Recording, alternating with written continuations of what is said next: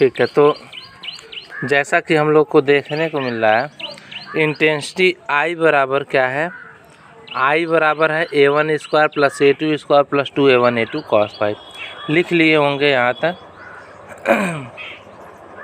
यदि A1 और A2 मान लिया जाए कि नियरली सेम एम्पलीट्यूड के हैं, ठीक है, तो दोनों की वैल्यू क्या लिख सकते हैं, A लिख सकते हैं, ठीक है। तो यहाँ से हम लोग को मिल सकता है, और K कोई यदि प्रोपोर्शनैलिटी कांस्टेंट हो तो I बराबर हम लोग को मिलेगा 4A square cos square phi by 2, ठीक है। ये लास्ट में हम लोग यदि दोनों तरंगों की तीव्रताएं I1 और I2 लेंगे तो ये फाइनल में लिख लीजिए। I1 बराबर है यदि हम लोग मान लें KA1 स्क्वायर, और I2 बराबर यदि हम लोग मान लें KA2 स्क्वायर, ठीक है। तो हमको मिल जाएगा I बराबर I1 plus I2 plus 2 under root में I1 I2 cos फाई। यहाँ तक लिख लीजिए।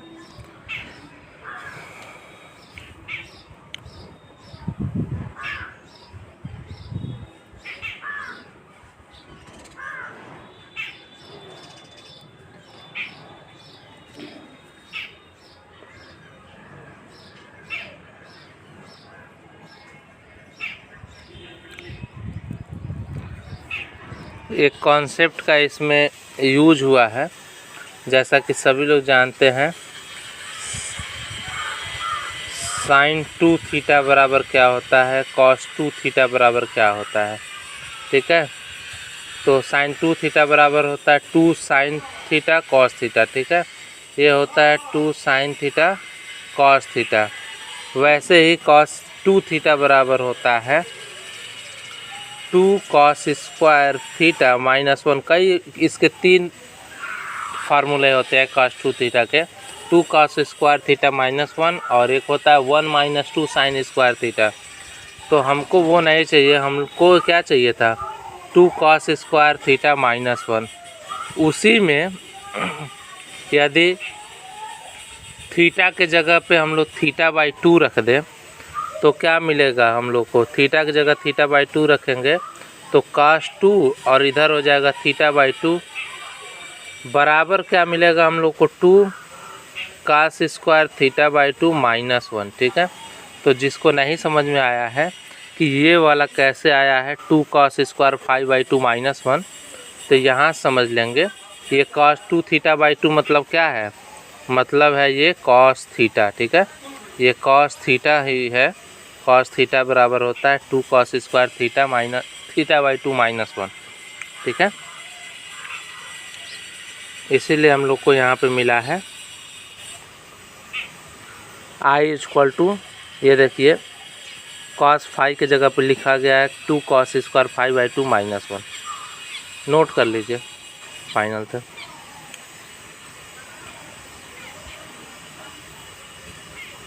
लिखेंगे दिस इज द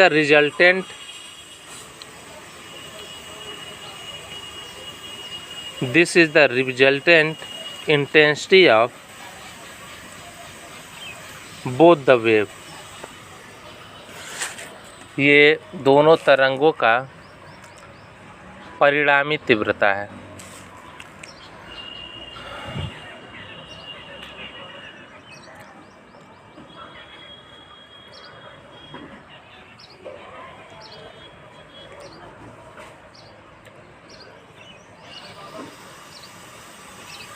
अभी अधिकतम तीव्रता कब होगी, कोई बताइए।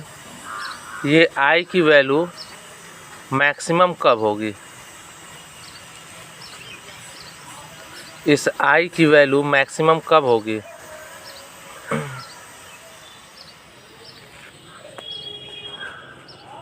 जब cos फाई की वैल्यू मैक्सिमम हो, ठीक है, तभी ना ये cos फाई की वैल्यू मैक्सिमम होगी, तभी ना ये I की वैल्यू मैक्सिमम होगी, क्योंकि ये जुड़ रहा है। तो cos फाई की मैक्सिमम वैल्यू कितना हो सकता है, +1। ये +1 से -1 तक जाता है, कम करना होता है तो इसकी वैल्यू -1 ले लेते हैं, लेकिन अधिक करना है तो इसकी वैल्यू प्लस ले लेंगे।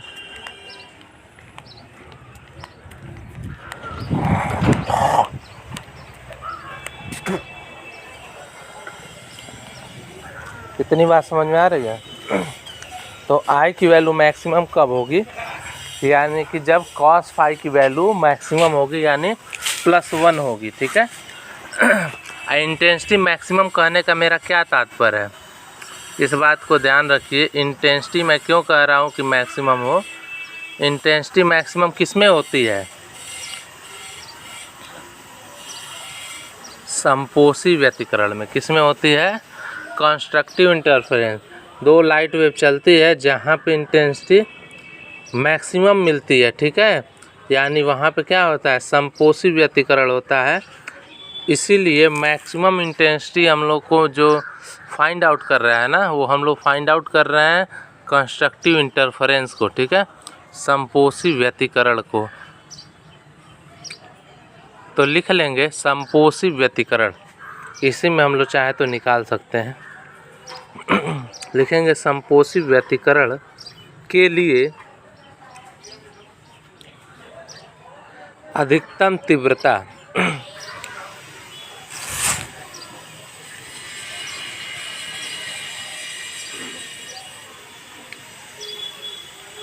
अधिकतम तीव्रता क्या होगी, cos phi is equal to +1। और ये किस कंडीशन में होगा, cos थीटा की वैल्यू 1 कब होती है, हाँ 0 होता है या 2 पाई होता है। ठीक है, दोनों कंडीशन में क्या होती है, cos थीटा की वैल्यू +1 होती है। तो हमें क्या मिल जाएगा, हमें मिल जाएगा कि कब हमें संपोषी व्यतिकरण देखने को मिलेगा, जब फाई की वैल्यू क्या हो, 0 हो, 2 पाई हो, 4 पाई हो, ऐसे ही 2 के मल्टीपल में चलते जाएगा, 6 पाई हो। ठीक है, डॉट डॉट डॉट लिख लीजिए, यही हम बताना चाहते थे। ये व्यतिकरण के लिए फेज यानी फाई बराबर जब 0 या 2 पाई या 4 पाई या 6 पाई हो, उसी समय हम लोग को कंस्ट्रक्टिव इंटरफेरेंस यानी कि संपोषी व्यतिकरण देखने को मिलेगा। ये इतनी बात लिख लीजिए।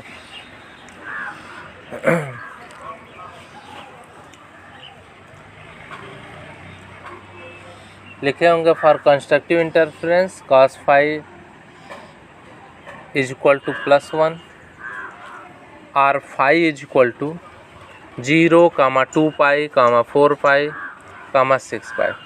संपोषी व्यतिकरण के लिए शर्त है कि cos फाई बराबर मैक्सिमम होना चाहिए, और मैक्सिमम कितना है, ये +1 है, अर्थात फाई की वैल्यू क्या होगी, 0, 2 पाई, 4 पाई, 6 पाई। लिख लें यहाँ तक।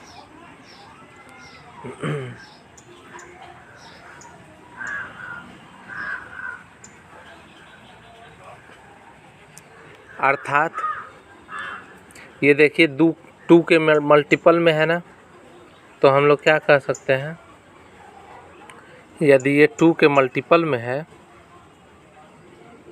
तो फाई बराबर क्या होगा, 2 पाई n। ठीक है, लिख लीजिए फाई बराबर 2 पाई n, एक जनरल इक्वेशन हो जाएगा, वेयर जहाँ n इज इक्वल टू क्या था, एक बार 0 रख दीजिए, 1 रख दीजिए, 2 रख दीजिए, 3 रख दीजिए, डॉट डॉट डॉट, ये लिख लीजिए। फाई इज इक्वल टू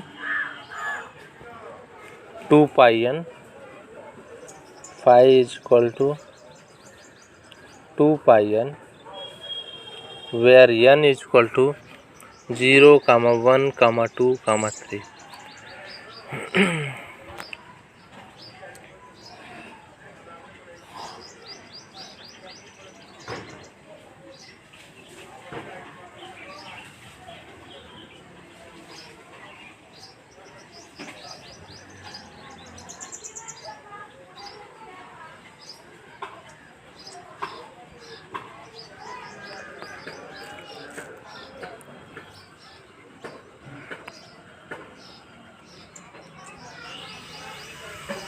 अब मान लीजिए S1 से 2 स्लिट था ना, छेद था, यहाँ से S1 था, यहाँ से S2 था, यहाँ से पर्दे पे जा रहा था, यहाँ P पॉइंट पे दोनों मिल रहा था।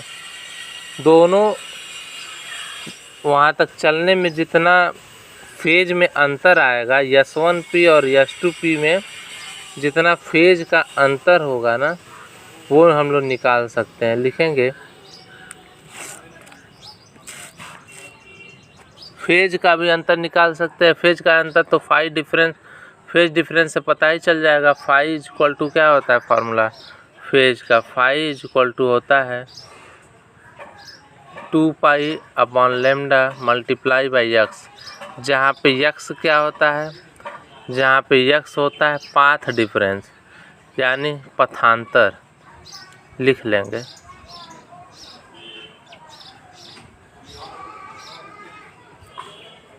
पथांतर।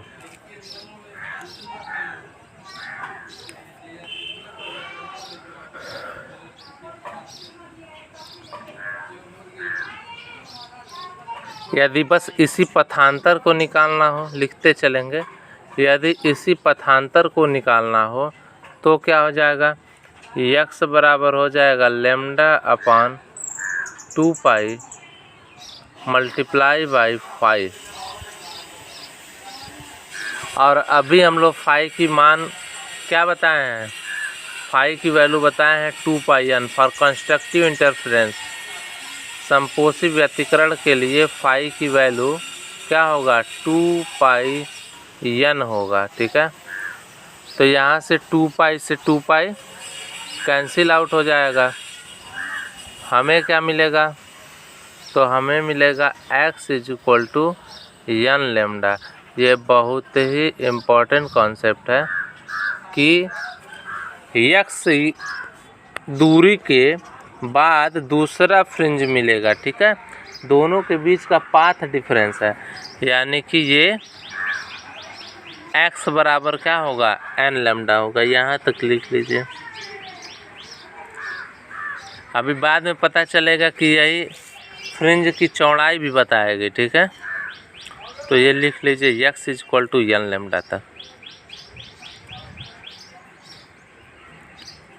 ये बात हो रही है सारा कंस्ट्रक्टिव इंटरफेरेंस के लिए, समपोषी व्यतिकरण के लिए।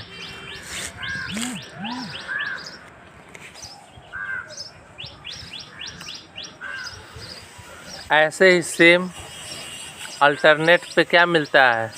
अल्टरनेट पे सेम विनाशी व्यतिकरण मिलता है। ठीक है, तो लिखेंगे नीचे,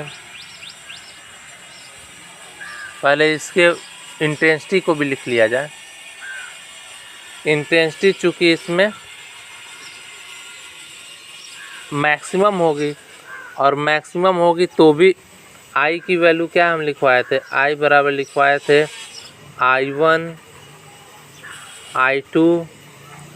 I1 plus I2 plus 2 under root में I1 I2 कॉस फाई, यही लिखवाए थे ना।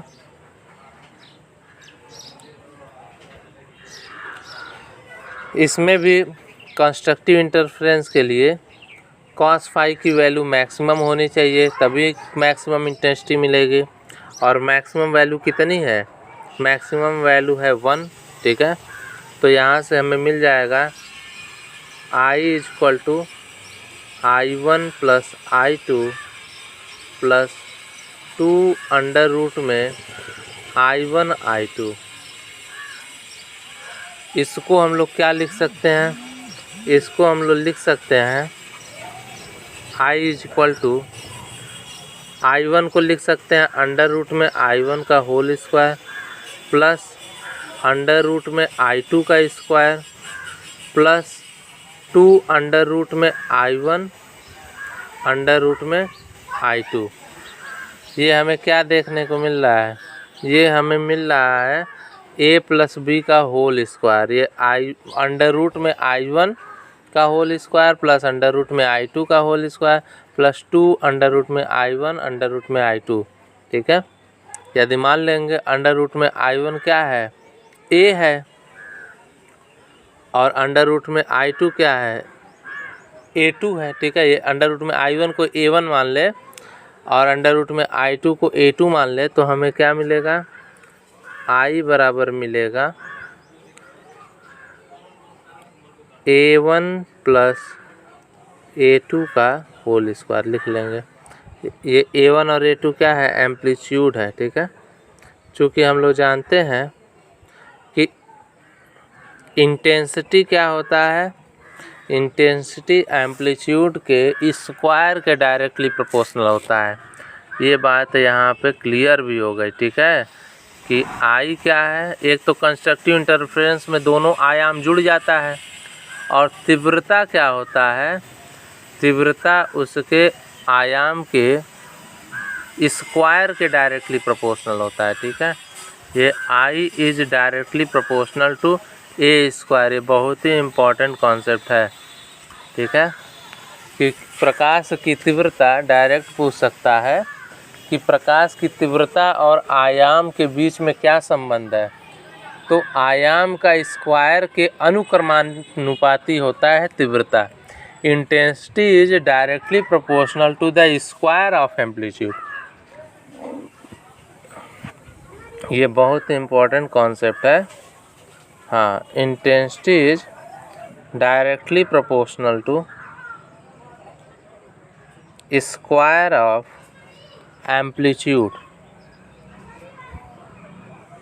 ठीक है। ये हमको मिला है I is equal to A1 plus A2 का होल स्क्वायर, जहाँ पे A1 क्या है, इन आयाम है, A2 क्या है, दूसरे वाले वेव का, दूसरे वाले तरंग का आयाम है।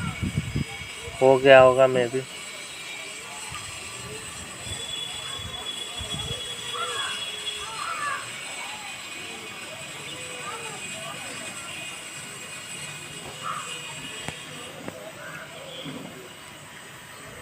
अब यही की केस एकदम जस्ट अपोजिट होगा डिस्ट्रक्टिव इंटरफेरेंस के लिए।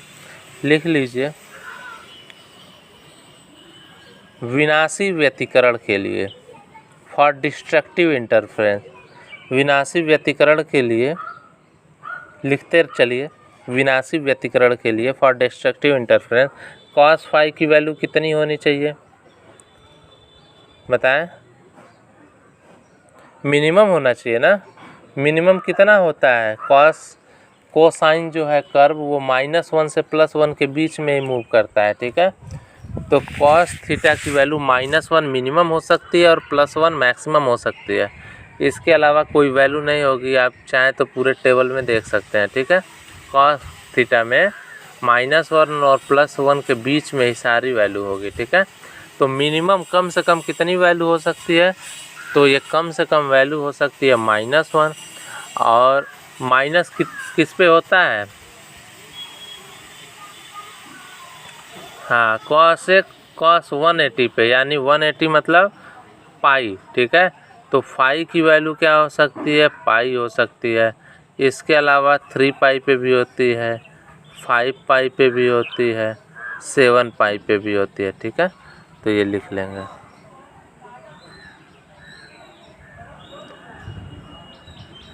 लिखेंगे फाई इज इक्वल टू क्या होगा, पाई कामा 3 पाई कामा 5 पाई कामा 7 पाई डॉट डॉट डॉट। इसको यदि जनरल इक्वेशन दिया जाए तो पाई को हम लोग क्या लिख सकते हैं, 2n - 1 पाई, ठीक है। अब इसमें n के जगह पे वैल्यू पुट कर करके हम लोग n के जगह पे 1 रख सकते हैं। 1 रखेंगे तो 1 इंटू पाई 1 पाई होगा, 2 रख सकते हैं, 3 रख सकते हैं, 4 रख सकते हैं, डॉट डॉट डॉट। ये लिख लीजिए। फॉर डिस्ट्रक्टिव इंटरफेरेंस एक फार्मूला होता है, फाई बराबर क्या हो गया, 2n - 1 पाई, n इक्वल, जहाँ पे n की वैल्यू क्या क्या है, 1 2 3 4 ये सारे हैं।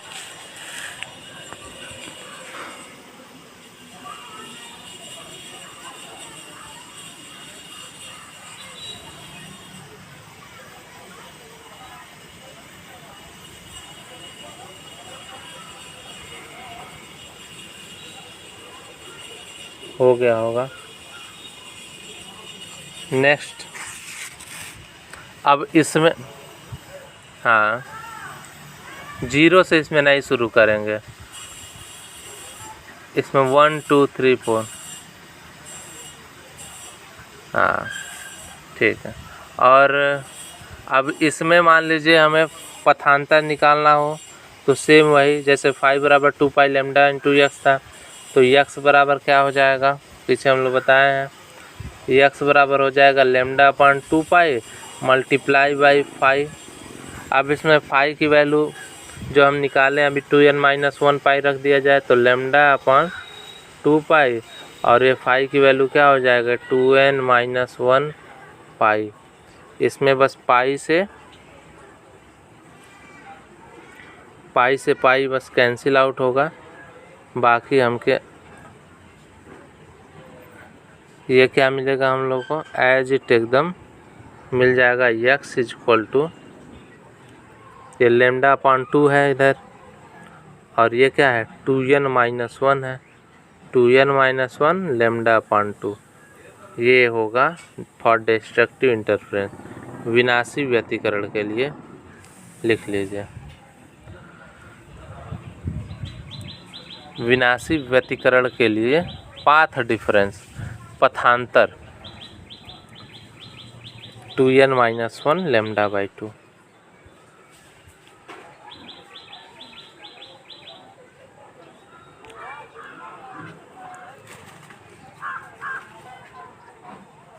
मिटा दे रहे हैं ऊपर।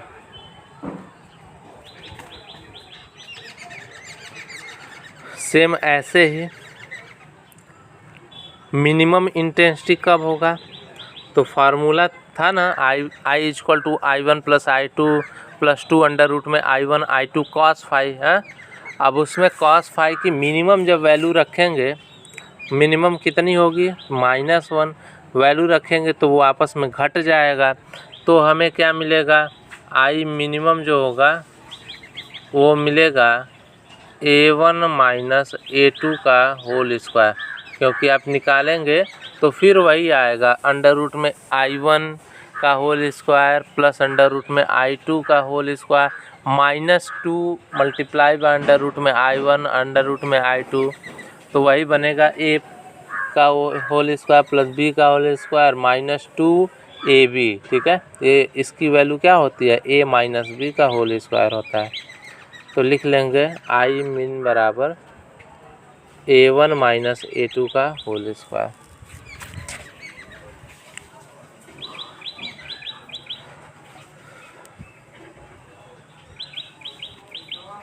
ये इंटेंसिटी होगी। ठीक है,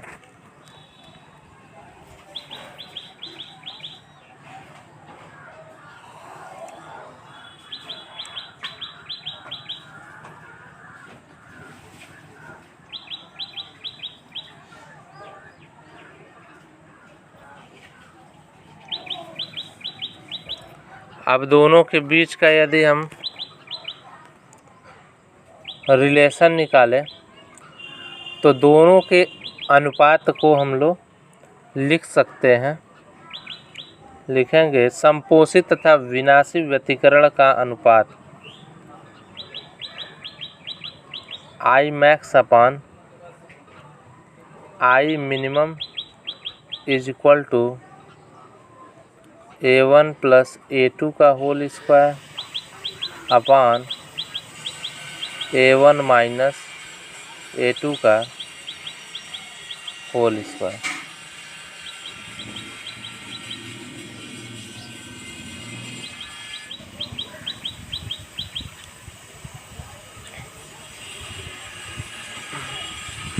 ये यदि अनुपात पूछे तो ये हो सकता है। ठीक है,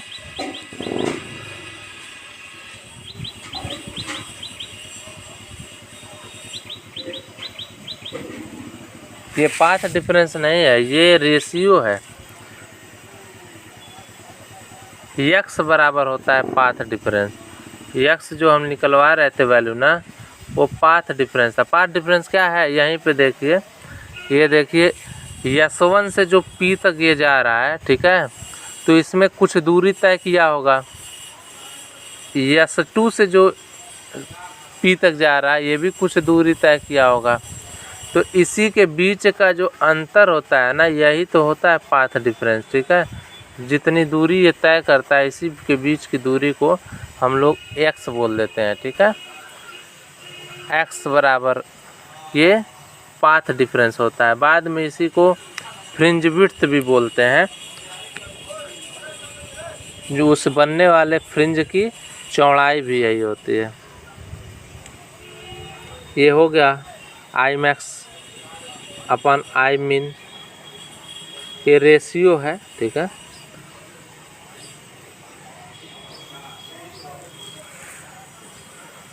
तो यहाँ से हम लोग को मिल सकता है I1 अपॉन I2 बराबर क्या हो सकता है, A1 का स्क्वायर अपॉन में A2 का स्क्वायर। ठीक है, ये I1 अपॉन I2 कर सकते हैं, ये तो जाहिर सी बात है। तो इसका भी रेशियो लिख सकते हैं।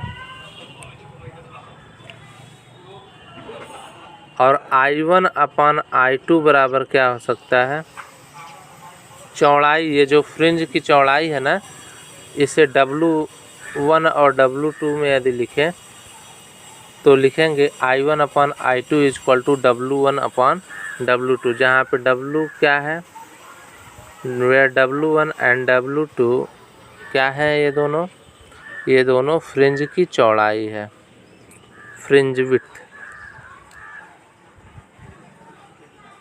क्या हुआ, हाँ, fringe width, fringe width WIDTH, ये फ्रिंज की चौड़ाई है।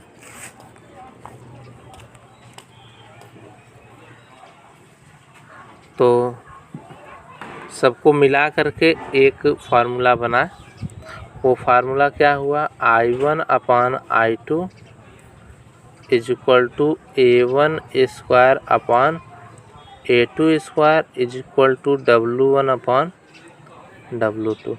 ये है relation between intensity, amplitude and fringe width.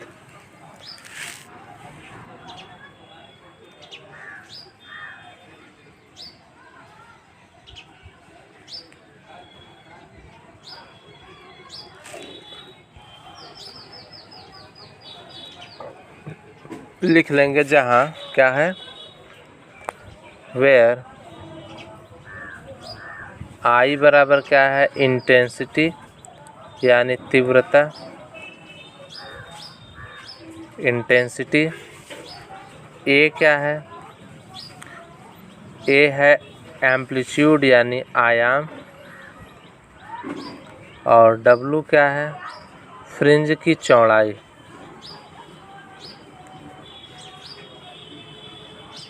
Fringe width, where I is equal to intensity, K is equal to amplitude and W is equal to fringe width।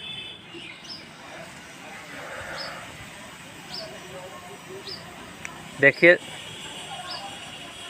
ये लिख लीजिए। अब इसका स्क्रीनशॉट ले लीजिए, अब फिगर बना लीजिए। ठीक है, यदि आज कंप्लीट हो जाएगा ठीक है, नहीं तो नेक्स्ट टाइम में मैं फ्रिंज विड्थ में और इसके बीच की दूरी में संबंध बताऊंगा। इसका स्क्रीनशॉट ले लें और हेडिंग डाल लें, फ्रिंज विड्थ या फ्रिंज की चौड़ाई और दूरी में संबंध, relation between distance and fringe width. Distance कौन सा है, ये और ये। ठीक है, कितने दूरी पे वो फ्रिंज मिल रहा है वही डिपेंड करता है कि कितना चौड़ा वहाँ पे हमें फ्रिंज की चौड़ाई मिलेगी। ठीक है, तो ये वाला फिगर बना ले, हेडिंग डाल लें। तो फ्रिंज विड्थ क्या होता है लिखेंगे,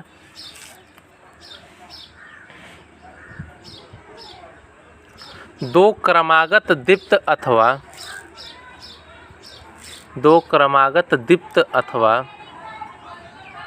दो क्रमागत अदीप्त फ्रिंजों के बीच की दूरी को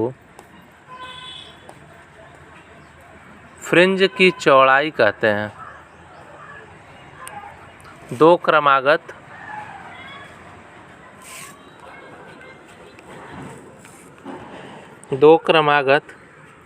दीप्त अथवा दो क्रमागत अदीप्त फ्रिंजों के बीच की दूरी को फ्रिंज की चौड़ाई कहते हैं।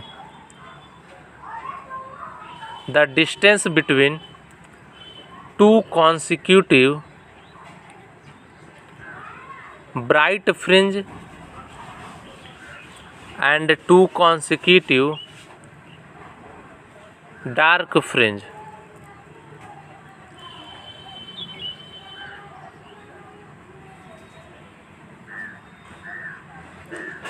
जो भी है म्यूट कर ले, उधर से ही आवाज़ आ रहा है, हमारे तरफ से नहीं आ रहा है।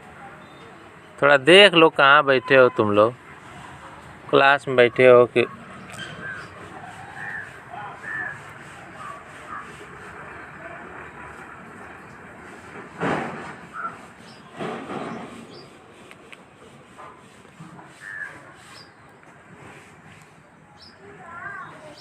पहले इनको म्यूट कर ले हम। The distance between two consecutive bright fringe and two consecutive dark fringe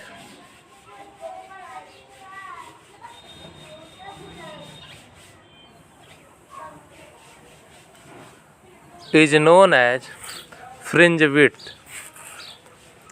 तो जैसा कि मैंने बताया था कि कभी भी फ्रिंज कैसे मिलता है,